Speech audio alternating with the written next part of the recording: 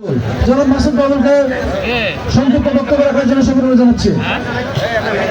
আমাদের মাঝে ইতিমধ্যে আরো উপস্থিত হয়েছে আজকের বাংলাদেশ জাতীয় দল যুবদল রূপগঞ্জ চিহ্ন শাখার অন্যতম নেতা উপস্থিত আছেন রূপগঞ্জ থানা যুব দলের সম্মানিত ভারপ্রাপ্ত আহ্বায়ক আমিনুল ইসলাম।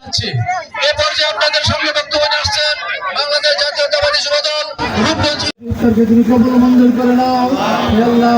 জনাব আলহাজ গোলাম ফারুক কর্নেল মনোর বাসা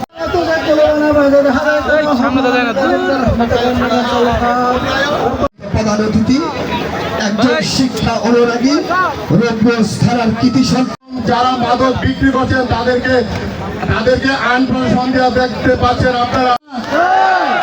আমি সবার সুস্বাস্থ্য ও দীর্ঘ কামনা করে শেষ করছি।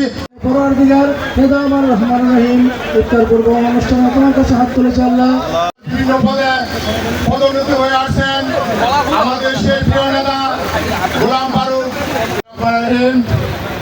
বাংলাদেশ জাতীয়তাবাদী যুবদল কর্তৃক যারা বিএনপিতে ভোট দিয়েছে তাদের আঙুলের সেই কালো দাগ মোছার আগে তাদের উদ্বোধন করেছেন এবং সবাই কাঠ পেয়েছে হাতে হাতে।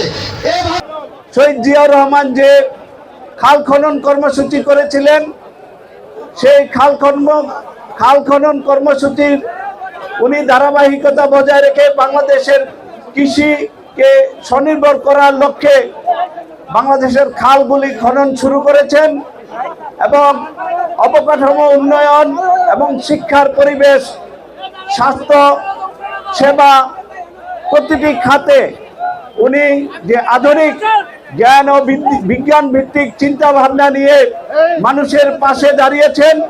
ইনশাল্লাহ খুব দ্রুতই বাংলাদেশে একটি সমৃদ্ধশালী দেশ হিসাবে সারা বিশ্বের দরবারে উঁচু হয়ে দাঁড়াবে ইনশাল্লাহ।